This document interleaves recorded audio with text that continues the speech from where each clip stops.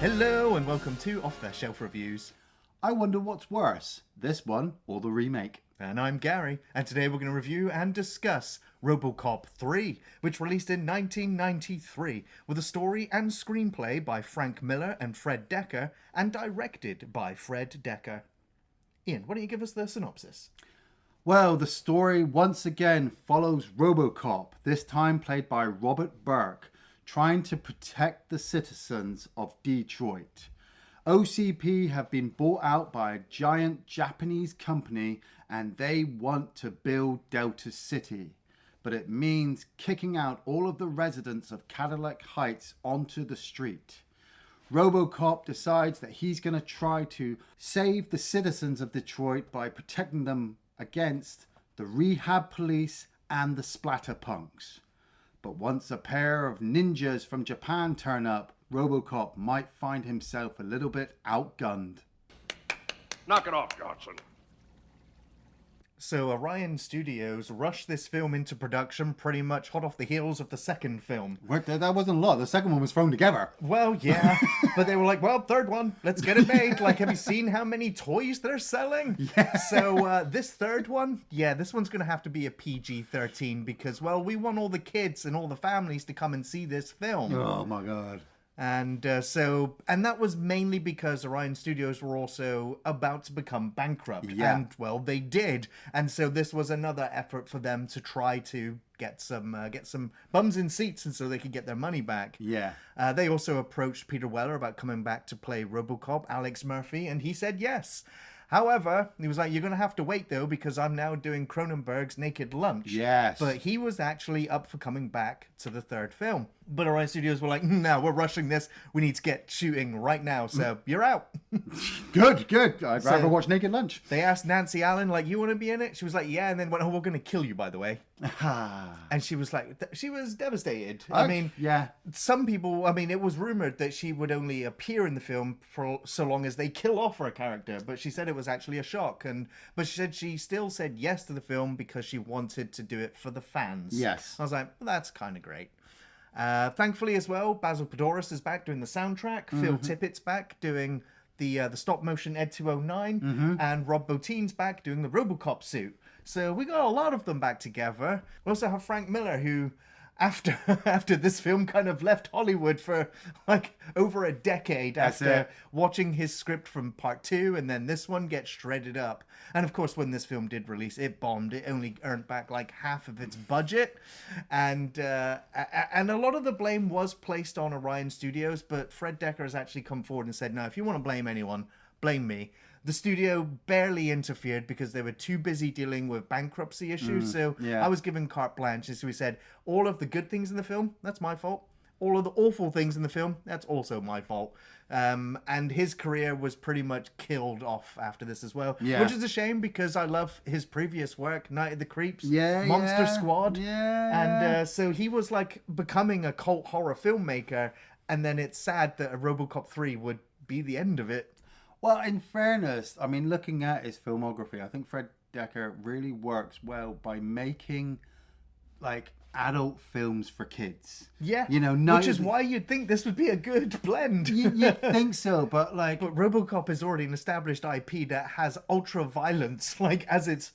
Like, what you remember. Well, that's it, but I saw Robocop as a kid. Me too. I don't know how. I don't know who thought it. Like, maybe my mum saw the robot on the front and thought, oh, that'd be good. He likes robots. And I did. I was like, oh my God, this movie is fucking great. There's gore, blood, guts, guns and everything.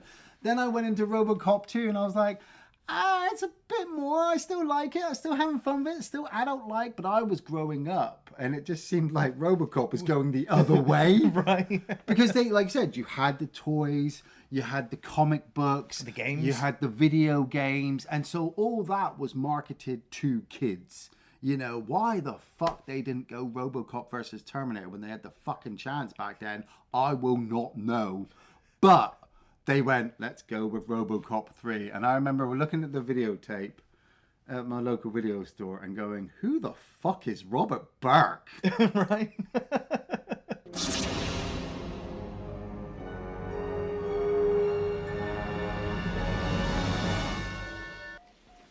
Welcome home, Murphy. Even then, when at that age, I was just like, they just think that we won't notice. Once you stick the helmet on and the suit on, we won't notice the chin or the change in actor. And so it was like when I was looking in the notes for this review, I read they were like, oh, well, when he gets hit with the fire at the beginning, obviously that damages his face. So they had to completely change his face. That's why he looks different. I'm like, that's bullshit. That's bullshit. You're telling me you just cut off another dead cop's face and decided to slap it on Murphy's face and go, oh, don't worry, Murphy, you kind of look the same. All right. Well, one other reason as to potentially why this film also flopped when it released is that it was completed in 1991 and not released until 1993. And that was because, the studio went bankrupt and the film was picked up by another studio that then rushed to finish all of the CGI or post effects that were needed to be done and then released it. But by that point, bootleg VHS tapes had kind of leaked out of the studio. And so almost everyone had already seen a pirated copy of the film before it even got to cinemas. Yeah. Which obviously word of mouth had also just killed this film before it even released. But yeah, I never had fond memories of this film watching it back then as a kid because it was so inferior to everything else at the time. And I kind of moaned really when the time to come to do this review. Robocop 3 was like, I don't want to watch this again.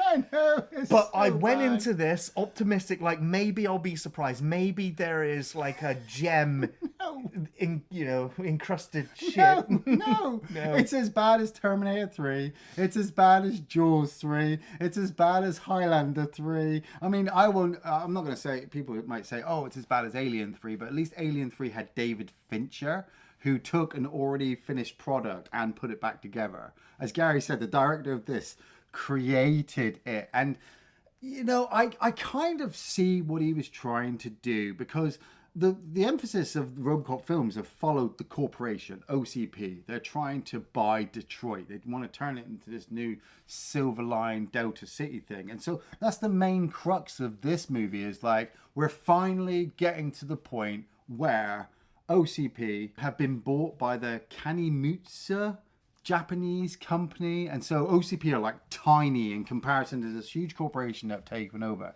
And you have Rip Torn playing the new CEO. That's his name on the credits. They didn't, CEO. They didn't even fucking decide to give. I mean, okay, the other guy, from the first two movies, Dan O'Hurley, playing the old man. He was literally just called the old man. So somebody went, oh, well, we'll just call this guy the new CEO. That's his name. And I'm like, it's Rip Torn. The only good 2 acting credits I can ever remember him from is Men in Black as Zed and the dad from Freddy Got Fingered. And then when people go, but he was in Robocop 3, I'm like, no, he wasn't. There was no Robocop 3. Don't forget Dodgeball and Beastmaster. Yeah. Beastmaster.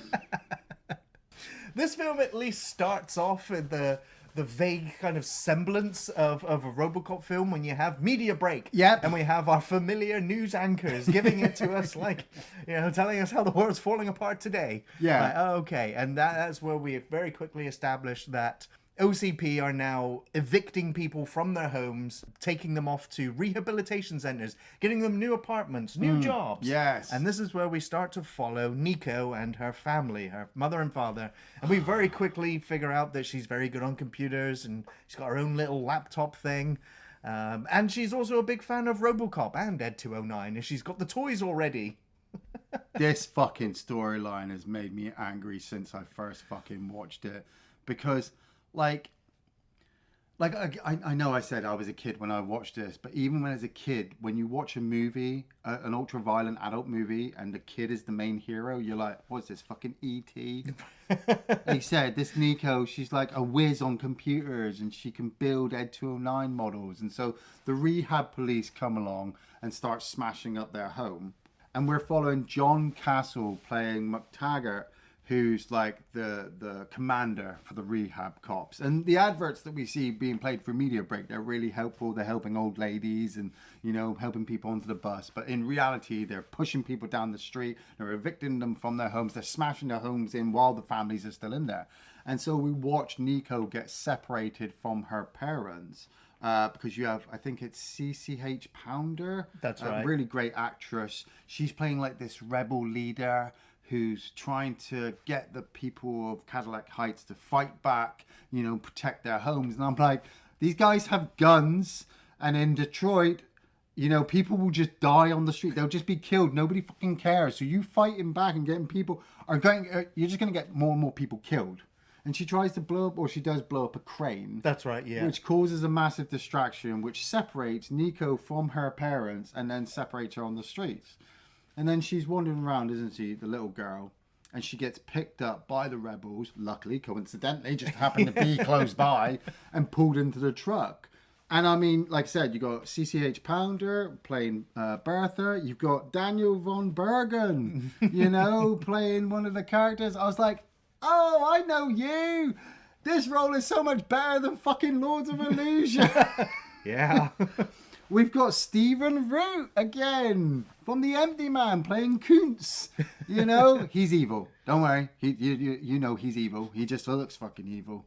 And they've decided that they're going to go and break into an armory. Because, like, well, you know, the police are all distracted. Like, we're going to need weapons now for our resistance group. Yeah. Oh, of course, they get branded as terrorists, not freedom fighters. Oh, but oh no, there's an Ed 209 in the way. What will we do? What will we do? Oh, I know. It's a 90s movie with a child star. Oh, who yeah. just happens to be an expert computer hacker, and she can just rush right between Ed 209's legs, Yeah. plug in, and hack away, and turn him loyal as a puppy. You have 5 seconds. 4 seconds. 3 seconds. You have 1 second to comply.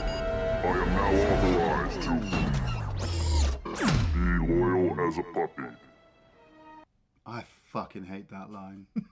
It's such bullshit. I watched Ed 209 fucking rip that guy apart in the meeting room in the first movie. Yeah, and but now they I turned have him to into watch- a laughingstock when he fell down the stairs, and then they turned him into a laughingstock in the second one briefly, and Yeah, I get that. I get that. But now, like, you've really just taken this iconic, massive machine and turned him into a toy, a kid's toy.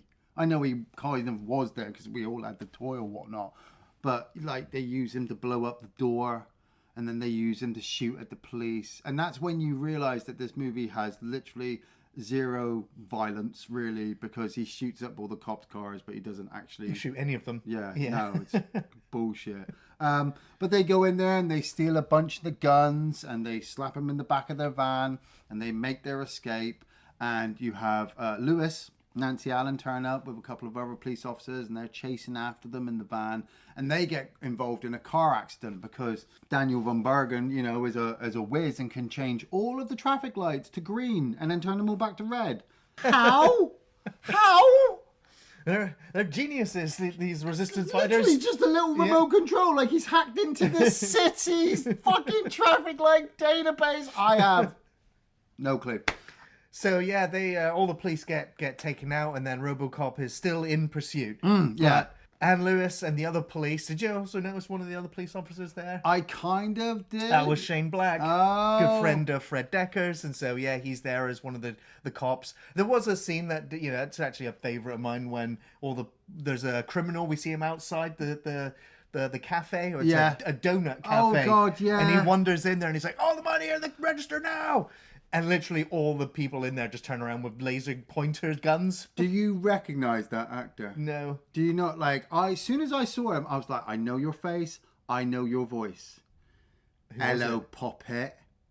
He's one of the pirates from Pirates of the Caribbean that goes around with, I think it's Mackenzie Crook, you know, the guy with the weird eye, his little buddy. I was like, oh my God, at least you went on to better films, Well, mate. I think almost everyone from this film did, except the director. Yeah, and possibly Robert Burke.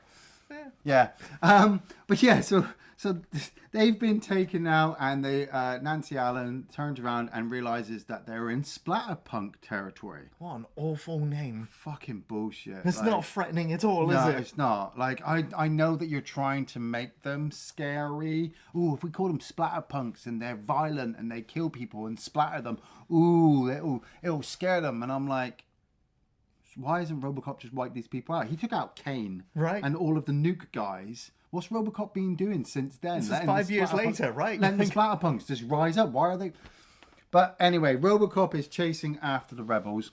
the rebels are really getting nervous. They can't shake him. He just won't leave him alone because obviously he's relentless. But then Lewis obviously radios in to say that they need backup. You know, they're surrounded, they're low on ammo, and so Robocop's just like, fuck this, turns around and goes back. And you got Sergeant Reed, you know, telling him like, Robocop, I've got people on the way, don't go there. And I'm like, you're an iconic face. I'm so glad you're here, but Yes. you know, it's a bit of a shame that you have to be in this shit show after like at least the first movie.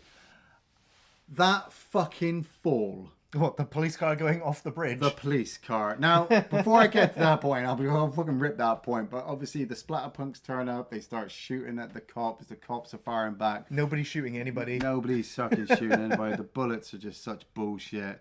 And then all of a sudden, you watch the car, Robocop's car, drive to like the top of this like parking lot, and then he goes round, and then he just leaps off the top. And I don't mind a good special effect or stunt where a car makes a jump. What I have a problem is when gravity seems to stop Right. midway and the car just falls clunk Right. into position. It's Robocop inside doing his balancing act, like he does throughout the rest of the film, so he doesn't fall over. He kept the car balanced. That's my headcanon, by the way.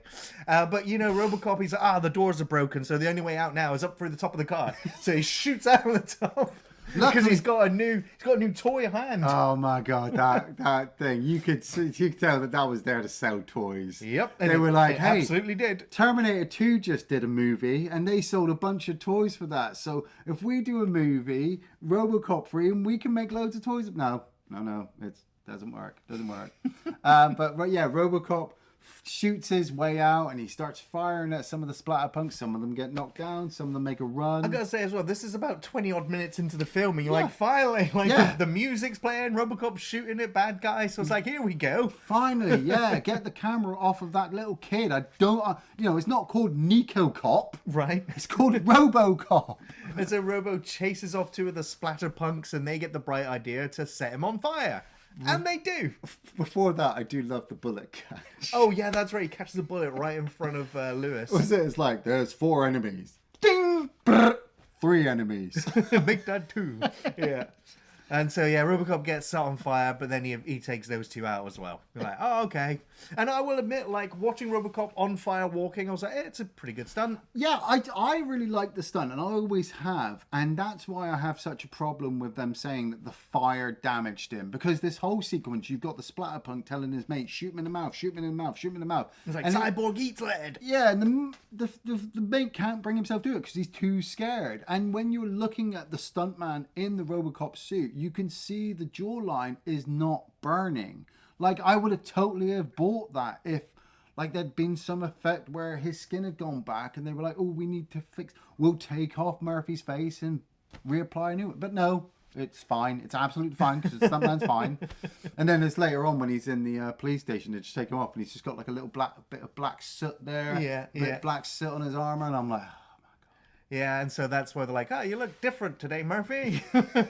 Now, to be fair to Rob Bottin as well, like, and this film's shrinking budget was they went, you can't really afford to make any new Robocop suits, so you're just going to have to use the old ones from the previous films.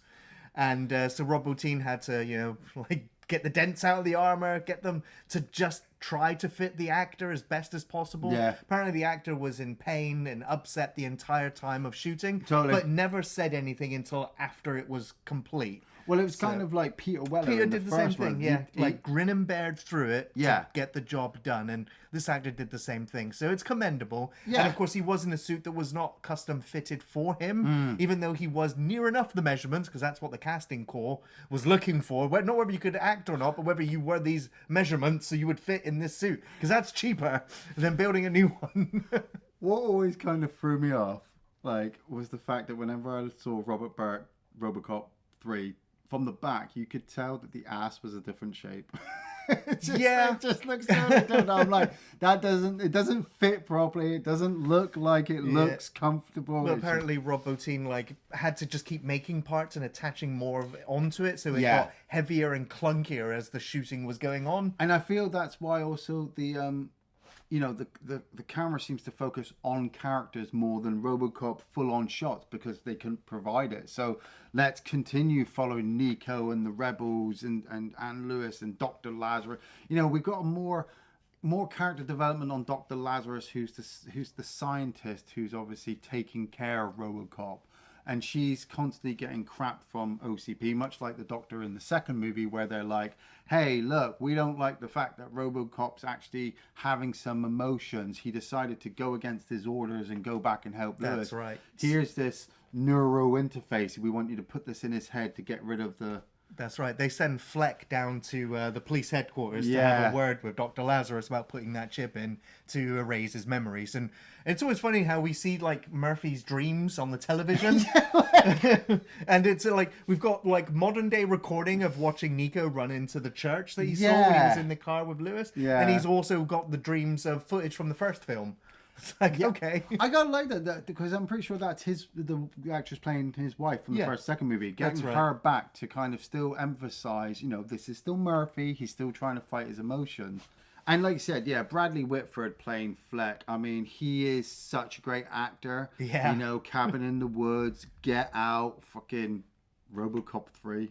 But I like the way he's a bit of an asshole in this movie. Next to Johnson's character, who's back from the previous two movies, who is just a fucking...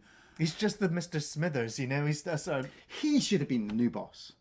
well, I don't know if he's got the spine to do it. Well, no, but that's the point. He should have been the new boss, being beaten down by the Japanese company to do these horrible things, so that halfway through the movie, or 3/4 through, he goes, look, I quit, and hands it over to Taggart, who is the bad guy, and maybe join up with Reed. He could have been fighting on the streets of Detroit. That would have been so good. And instead we get Rip Torn doing whatever he's doing. Just shouting at everybody. Security concepts can kiss my freckled butt. You're fired. You heard me, Fleck. You're fired. Get out of here. Because this is it. We see the inside of the OCP and everybody is fucking losing it. The whole company is just shut down. People are just committing suicide. Yeah, that's because like stocks are crashing. We've got like a ticking clock for OCP. They need to get everyone evicted out of this area so they can start renovations on their dream city within 3 days. Otherwise they're bankrupt and they can't do anything. So the rebellion, the freedom fighters, the terrorists, whatever you want to call them, are like, we just need to hold out. That's all we need to do. All we need to do. But the Japanese company has decided we're going to send over one of our special people. Now, did you recognize the head of the Japanese corporation? That's Mako. Yes. From Conan the Barbarian. Right. I was just like, just waiting for him to start going. I love this guy, the technician or whatever, who's there. He's just like, look, we have never deployed one of these in a populated area. And I'm like, oh shit, you know, This thing's guy, untested. This guy looks tough. This guy looks scary. But like I said, we're still following Robocop as he's investigating the church and the different rebel hideout areas. And he goes to the church that he'd seen Nico at. And you've got that foreshadowing moment where, you know, the cop turns to Lewis and goes, hey, do you want to take your body armor with you? And Lewis No, is thanks, like, I'm off duty now. I'm off duty. I'm like, fucking crazy bitch. You've been living in Detroit for how long? You've watched your partner die. You've seen cops get killed. You think you're safe with Robocop? Jesus Christ, you had body armor when you went up against Clarence Boddicker. You almost died then. Nothing bad can happen, right? So they get to the church, and then the rehab cops turn up outside, and Ann Lewis is like, you want to get to them? You're going to have to shoot through me. And Taggart's just like, yeah, all right, whatever. Yeah. Shoots her dead. It's like, oh. And then the rebels inside, they're like, Robocop's like, cover me. And so they all start firing outside. Well, that's Robocop gets hit with a grenade in the chest. He's trying to shoot back, but because obviously His they prime work for directives. OCP, he can't target them. So he's just stood there, which I thought was a really cool bit. You know, he's really trying to protect Lewis because obviously she's injured, but he just can't bring himself. So he shoots the van. The van explodes. Taggart blasts him with a grenade, which does some long-term damage effects over the course of next 10-20 minutes of the movie, where, you know, he's losing power, he's losing efficiency. They've got to take him into like the secret sewer exit, but before he climbs in there, he's got to have that one final goodbye with Lewis. And this was over way too fast, where he's just like, officer down. oh man, Sad face. You know- And scene. And it's like, no, come on. Like, this is his best friend. Like, she was the one who helped bring him back as Murphy. do you know that image though of him sit there with Lewis in the church? Yeah. I was like, you know what? I could really just get that blown up to a picture. Yeah. And just have it in my house. The two of them. It's like the biggest moment in this film. Yeah. Like, on a personal level for Robocop. Yeah, the film doesn't linger here or Yeah, give it's her over. much of a send-off or anything. It's the way she's just like, get them for me. I'm like, all right. Get them for me. Promise me. I promise. Calm down, Jesus. I mean, I will laugh. She did not play a convincing corpse because in the next shot, her eyes twitching, you can still see her breathing. I was like, couldn't do another take. But they go down into the sewers to escape from the rehab cops, and Robocop is starting to fall, his power levels are dropping, but luckily they have that technician with them. Oh. That little girl who seems to know where the tracking beacon is on his shoulder. How does she get the fucking blueprints of Robocop? Probably. I mean, she just knows everything. So then they also realize, well, Robocop needs some actual help. So we'll send Nico now to the police station to go and find Dr. Lazarus and get her to come and help. Yeah. Which she does effortlessly. She's like wanders around the police station. Everyone's too busy dealing with whatever. So she managed to bring Lazarus back to the underground hideout, and they're like, "Oh, Robocop, hey Tin Man, you need a new heart." Yes. Oh, We better repair you. And while this is also happening, we've seen the Japanese samurai turn up at OCP. He's introduced himself quietly to everybody there, but he's decided that he's going to go out and hunt them. And so when the rebels leave this little hideout from underneath the church and head to their main base, they leave some rebels behind to obviously just attract any rehab cops or whatever turning up. So the ninja turns up and beats the fuck out of them. yeah. Gets the secret little plastic sheet to show him where their and then next location is. Then he goes to a gas station and steals the map. And Yeah. then he sits at the diner and he's like, if I put it here, then it's here and here. Yeah. I'm like, how do you know that? What if the map was a different size to the one that they've got this paper? Like, whatever. Plot points, mate. Fred Dekker's just like, well, That'll do. Ninja does that. Yeah. Robocop gets repaired and decides that this is now his opportunity to go back to the police station and fuck McTaggart up. Yeah. It's this pretty awesome scene where he's just like, he comes in, he's like, Officer Reed, he's like, hey, you know there's a warrant out for your arrest, Robocop. And Robocop's like, yeah. Yeah. It's like, where are these people to? And Reed's like, oh, they're down there. Robocop just goes in with a flamethrower. He's like, you might want to call the fire department. Yeah. Just starts torching the place.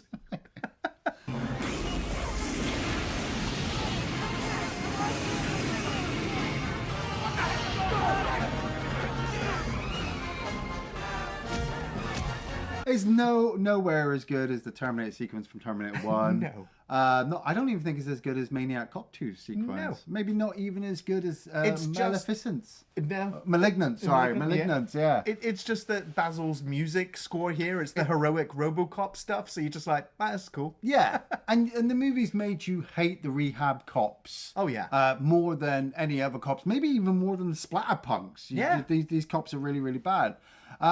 But it turns out that McTaggart wasn't there. He's already buggered off to some crappy hotel. And I thought this sequence, I was watching this sequence for the review, and I just realized how fucking stupid. I mean, the movie is fucking stupid, but how stupid this sequence is.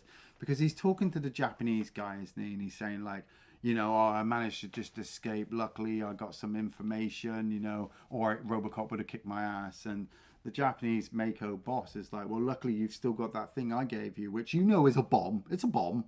It's a fucking bomb. Nobody hands you a briefcase of blinking lights and tells you it's a fucking money machine. It's a bomb. Okay, they usually are. But Kuntz turns up, Stephen Root, and you realise he's the bad guy. And if you didn't realise he was the bad guy, then what were you fucking doing? So he's here to try and get some money to basically give away the Resistance HQ. Yeah, but it's the way he walks in and he's just like, well, the last tip I gave you saved your ass, didn't it? And you're like, oh, did it? Because Robocop has literally just turned up outside the hotel. Right. So the information you gave him only got him out of the police station. Robocop still found him. Yeah. So Robocop gets up there, confronts him, but then there's the explosion, and out the window he goes. He manages to escape, but Robocop's like, well, I'm going to need a new vehicle. Between the saving of the underage prostitute and the elevator breaking the door, Yeah. the elevator door sticks and Robocop goes...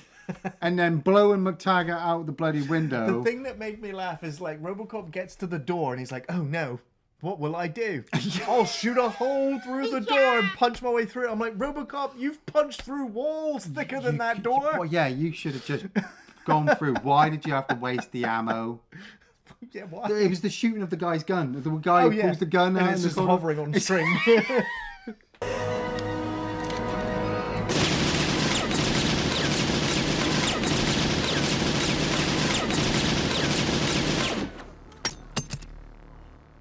Don't. But yes, like Gary said, Robocop gets outside and goes, I need to chase them. I need to commandeer myself a vehicle. There just happens to be a pimp nearby slapping one of his hoes. Pardon my French, but it was 1993 or the future of Detroit. It was whatever. And Robocop just goes, I need your car, and takes the pimpmobile. A fucking pimpmobile. I don't even know.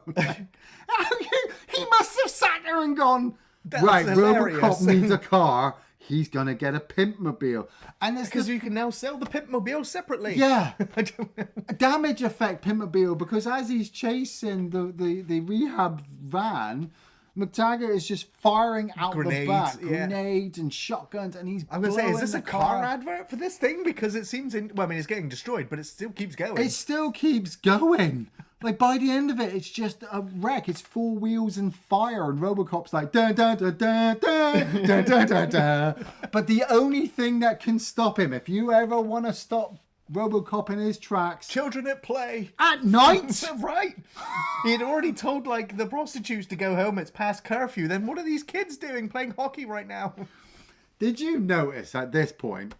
Did you notice that the movie became a Christmas movie? Oh, right from the start. Yeah. Really? Yeah, I yeah. didn't notice it at the start. I noticed it as it got to this point with the Christmas lights, and then when you get to the Rebel HQ, there's Christmas trees. I was like, you know what? I'm like, that's got to be a Shane Black input, because Shane Black loves his Christmas movies. Yeah. With him being in the It cast. must have been. Being a friend with the director as well. see, the Rebel HQ, I kind of understood, because when I saw the Christmas lights, I'm like, oh, they need lights. They haven't got Right. a lot, so they put up Christmas lights because it's all they've got. But the rest of Christmas doesn't really play into the film in any way. No festive kind of anything. Nothing. Yeah. It's not. Nobody even mentions it's December. Nobody's even waiting for Santa Claus. It's just shit in To the be background. fair, like, having that shit in the background is at least somewhat making the visuals interesting, because a lot of this film is very drab.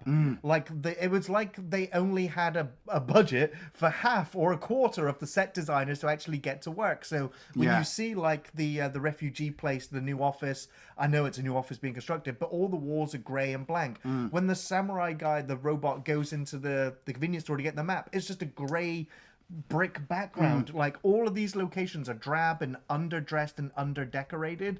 So, like, the few moments like, oh, Christmas decorations or lights or something, you're like, it's visually more stimulating something, yeah. than the drab nothingness. And I'll also say, a lot of this film, some of it looks like it's high-end production, but the majority of it feels flat in terms of its editing, in terms of its shot composition and its lighting. You think this was a TV movie, not a big studio release. you Yeah, know? it does certainly feel like that, especially the fact that after this we had the Robocop Prime Directive kind of TV show as well, Yeah. which, I mean, kind of felt like Robocop 3. Yeah, it does, yeah. But, you know, on a production-wise, it does, yeah. But Kuntz returns back to the Rebel HQ, and he's brought the rehab cops with them. And so they come in, they start taking down the whole place. This was ridiculous. Like, did you notice, like, when the rehab guys kick in the windows, like, they're coming in from the top, yeah? They're coming in guns shooting. Like, you're shooting at a horizontal level whilst you're dropping down. I'm like, who are you shooting at? Oh, yeah, absolutely nothing, because you all went to stormtrooper school. So barely anyone gets hit. But unfortunately, Bertha does take a couple of bullets here, and she does die. Shame as well, Kuntz dies. Yeah, off screen. It's unfortunate because they would have had to have paid him else. Right. And most people get captured, but luckily, I mean, I think this is just so amazing, sarcasm intended. I think it's just so amazing that Nico manages to infiltrate the OCP building. Right? Like, Dr. Lazarus put her in a vent somewhere, and the next time we see her is in a vent outside OCP. I'm like, how did you get there from there? And then she's able to go up and down different floors, you know, She's and able to hack hack into into the media break channel and to OCP. Oh, God, it's so bad. She comes across Dr. Lazarus in a storeroom, and then she's able to hack into the security camera network so that Dr. Lazarus can send out a message to all the residents of Detroit to stand up and fight against the corporation and yada, yada, yakety smackety. I mean, in fairness, we've been fighting against the corporation since 1987, and we still buy into the system. we still buy the fucking product. Fight the corporation, but buy Robocop toys. Right. Well, this also has, there's also, I think, a really, really good scene with Sergeant Reed, where he's in the police station and OCP comes in there and they're like, look, we need to hire all of you now to come and join the rehab team because, well, like, we're out of money. We can't afford mercenaries. Yeah. And Reed's just like, you want me to do what? Police, that is not police work. And they're like, well, if you want your pension and your benefits, then you'll do it. Yeah. And Reed's like, no. I've got a home to go to, and he drops his badge and walks out. And then in solidarity, all of the other cops start following suit one after the other. Great. And I do love you get like one of the punks in the background, like, I think I can get out of here now. Yeah, I think I should Go leave. for a run. But as he's on his way out, OCP grabs hold of him and like, how would you boys like to make some money? Yeah. Oh, man. You're just looking at McTaggart. You're like, you've just gone super evil. You were evil at the beginning, and now you've reached super villain status that you're just hiring murderers and killers. And I to will finish the say job. that is one thing that this film does get right. It's something that all the Robocop should have is memorable villains. Yes. Now I'm still saying he is the weakest of the three, but Totally. at least he is in the spirit of the other villains. You know? Yeah. Like he's completely taken down Rip Torn as well. He's just like, we don't need you anymore. I'm funded by the Japanese company. I'll kill everybody to get what I want. All I want is money, money, money. But Robocop returns to the Rebel HQ and realizes that obviously it's been devastated and he's practically on his own until the ninja turns up. And I will happily admit these ninja fights with the robot is shit. Yeah. Because Robocop can't move. He can't fight really. And the ninja's backflipping all over the place and just doing whatever he needs to. Now, Fred Dekker was becoming a bit of a fan of Hong Kong martial arts at this time, and he was like, I want some of that in my Robocop film. But the budget wouldn't allow them to get those stunt coordinators or fight scene choreographers in. So they had to make do. And the director will also be the first one to say, yeah, it's absolutely terrible. Yeah. He had the idea, but there was no way they could pull it off. And so we get the bare minimum where Robocop usually just gets kicked and pushed over. Yeah. And gets his hand cut off and he's starting to lose power again. But luckily he rolls over and he just happens to land right next to that custom machine gun thing that he's been carrying, hooks that on and shoots the ninja in the face and kills him. So you're like, oh, cool. But luckily we'd been informed that the jetpack that they had stolen at the very beginning of the movie, because it looked expensive, actually has its own portable battery supply that he could use, and it works as a life support system. So luckily Robocop slaps it on. And the Splatterpunks had been fighting the cops and the residents of Cadillac Heights in the streets, and the residents were losing. But you say that, but we just see the both forces firing at each other, Yeah. and no one's hitting anyone on either side. well, I mean, one of the rebels has got a wound in his shoulder, and he's just like, "What's happening, Reed?" And then the tank turns up and starts blowing Actually people blowing off some the people roof. up off the roofs, yeah. But it doesn't last because Robocop comes flying along with his smart missile launcher in his arm, which blows up the tank. And I mean, I suppose that's where most of the budget went was The green screening of Jetpack Jetpack Robocop. Yeah. Yeah, and it looks absolutely dreadful. It always has. It's that bit where he kind of stops and he floats in the air and everyone's Yeah. like, yay! And then he flies off because The only thing that saves this scene again is Basil Podoros' music. Yeah, because yes. you're just like, oh, but I'll also say, like, considering the majority of this film, Robocop has been on his ass or laying down, Yeah. him actually doing something heroic, you're just like, finally, like Yeah. the hero is doing something. Yeah. But we cut to OCP as well. McTaggart tells us, and Nico, and Dr. Lazarus, and Rip Torn, and Johnson, that actually, if anything happens to him, if Robocop comes and tries to defeat him, the blinking light briefcase that he was given as a present is a nuke. Shock, it's a bomb! It's a bomb, Gary! I didn't believe it was a bomb! We're all going to get vaporized. Yeah, why? So how is that going to help build up Delta City? It's not, is it? It's absolutely not. You're gonna destroy OCP and possibly any investment that the Japanese company has in this city. But hey ho, movie script. Robocop turns up, smashes his way in, and oh my god, there's 2 ninjas now. So this fight sequence is doubly worse than the last one. It's over even quicker because, well, yeah, Robocop, as usual, just gets knocked over, one kick, and down he goes. And so here comes Nico to save the day as she hacks into the robots and gets them to fight each other. And they decapitate each other lickety-split. And I'm pretty sure their swords didn't even connect when they do. But again, this was, we've run out of time, we've run out of money, we can't choreograph this anymore, so off we go, that's it. How the fuck did this little girl remotely, because she doesn't plug in, remotely hack 2 ninjas from a different company in a different country altogether? I hate the little girl. I've got nothing against her. I just hate her character. I hate the story. The fact that you could have just literally just not had her in it at all. And you could have still done all the same stuff. The Rebels would have still done their bit. Dr. Lazarus would have done her bit. I mean, Dr. Lazarus could have been the hacker at the end. I think in Frank Miller's original script, Nico and Dr. Lazarus were the same character. Ah, right. But for this, it was like, no, we need a child in the film because, well, we're advertising it to children. And children want to see children in the film helping their hero. I didn't.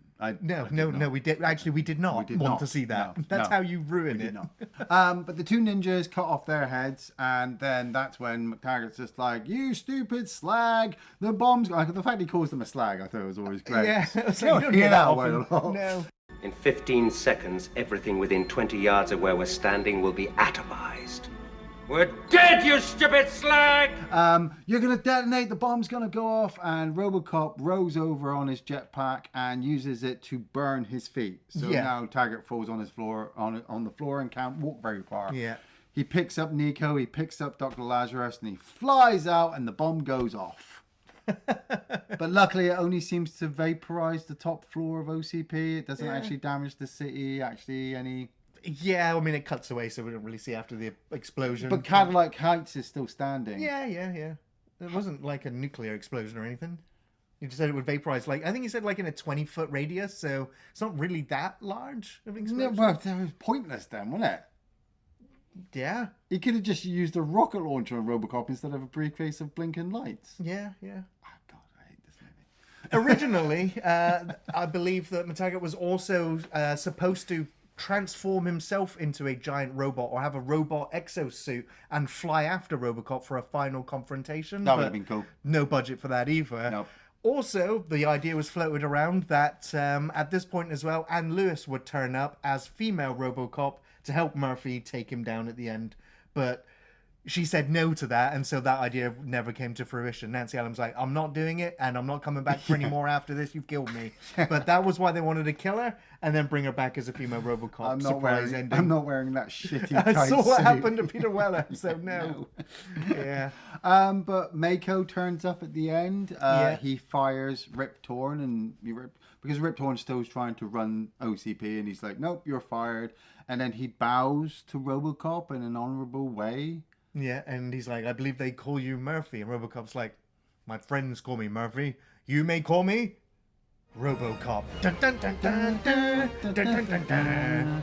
Thank God that's over. And usually at the end of a Robocop film, when that moment hits, you're like, oh, next one.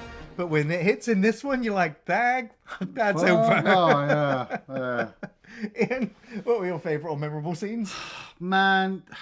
It is so stupid, this movie. Like, I even hate just thinking about some of these sequences, but I can't help myself. First off, the Pimpmobile. It's not often you get to see Robocop driving a Pimpmobile.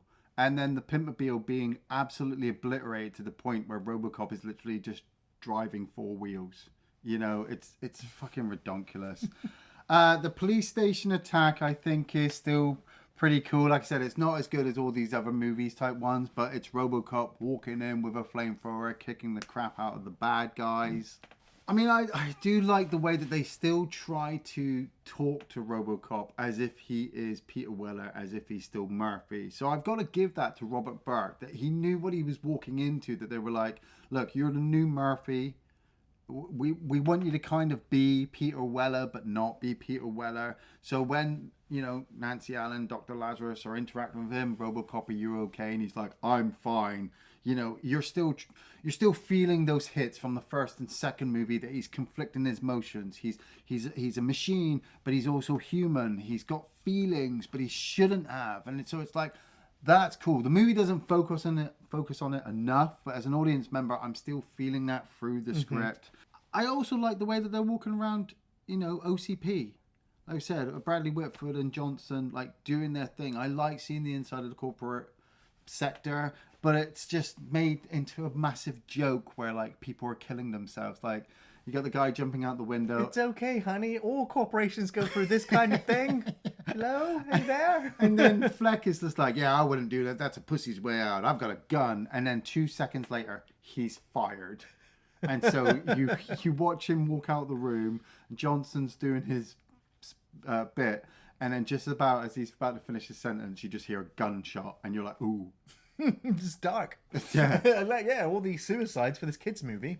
I mean, this film is so tonally daft. Like, because like when Anne gets shot, there is blood squibs. Yeah. I'm like, oh, that's like how it should look for the rest of the film. That's the only instance we really see it. Yeah. Like, everyone else gets shot off screen and turns up with bullet wounds. Yeah. Like, oh. But yeah, the film is filled with those gags and those one-liners and those light-hearted moments or kid-friendly moments, and the balance is all off, especially when you're supposed to have these psychopathic villains as well. You're just like, what is going on? Yeah. Like, and on top of that, Robocop is just on his ass for the most part. So I really don't have very many memorable scenes either. I guess I'll go with the donut one. Yeah. You know, when he walks in and all the red lasers are on him. And of course, the guy jumping out the window as well was a highlight. Yeah. I will also say there were 2 edits in the film that I also thought were fairly good. Yeah. And it's when Lazarus is sat there and she's got the chip and the hammer and she hits it. Oh, yeah. And it immediately cuts to a newspaper then flying off in front of the church. Yes. I was like, I actually like that. was It was cool. a good transition. Quick edit. I like that. And there was another one as well where the samurai robot has killed 3 of the resistance fighters. And as the camera's panning back up, the 3 bodies transition into the dominoes in the dominoes game at the headquarters. Nice, So I was like, yeah. that was a nice little edit as well. So there's some nice bits of filmmaking here and there, and you can see that like Fred Dekker had some ideas, and yeah, the majority of them did not work for this franchise. Yeah. So other than that, it's not very memorable at all. No. Ian, you recommend Robocop 3? I honestly cannot bring myself to recommend Robocop 3. It's almost as bad as Highlander 2. Like, it's one of the it's almost as bad as Terminator Dark Fate, but Terminator Dark Fate just tops it. Robocop 3 is that movie in the franchise where I'm just like, no, just stop, because the first and second one are so good. You know, there must have been a point when they sat making the first movie going, ooh, isn't the future going to be so violent and scary? And then they got to the future, and Paul Verhoeven and Peter Weller must have been pissing their pants watching Robocop 3. Like, oh my God, did we get out when we did? We've got the first and second one underneath our belts, and this asshole's got the third one. It's so bad. The plot is bad. It's so childish. Like Ari said, the tone is up and then it's down and it's up again. It's trying to make you laugh and then make you scared and make you go, ooh, wasn't that violent? And it just doesn't ever hit that mark. It doesn't go far enough to make you go, oh, Robocop 3 is so fucking good. No, it's not. Between the Pimpmobile, the Jetpack, the fucking ninjas, and the little girl who's able to fucking hack everything and get into everywhere, I cannot wholeheartedly recommend this movie. But if you're going through the franchise and you're getting ready to watch the fucking remake, you can't go wrong with Robocop 3, because at least it's not boring like the remake is. Yeah, that's true. But yeah, for me, this is also a no. I am not and cannot recommend Robocop 3, as this is such a disappointment. With bland action, poor pacing, and a weak story, coupled with no returning Peter Weller, whom for most of us is Robocop. My biggest criticism here, though, is that film's tone. It's the heavy-handed nature of the comedy and funny one-liners mixed with forced evictions and corporate politics. It just felt wrong.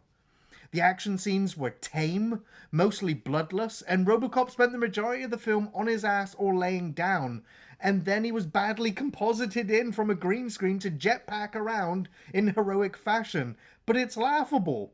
And, well, at least it sold more toys. The acting is nothing special here. Rip Torn is fun as the loud and inefficient CEO, and I guess Robert John Burke was fine as Robo. You know, he moved well enough, but the voice audio effect was also really distracting. The music by Basil Poledouris was excellent. The iconic score is back, and it will be stuck in your head long after any memories of actually watching this. Guilty pleasure? Sure. But it's not worth recommending. He's back online and back on duty. Thanks for watching Off the Shelf Reviews.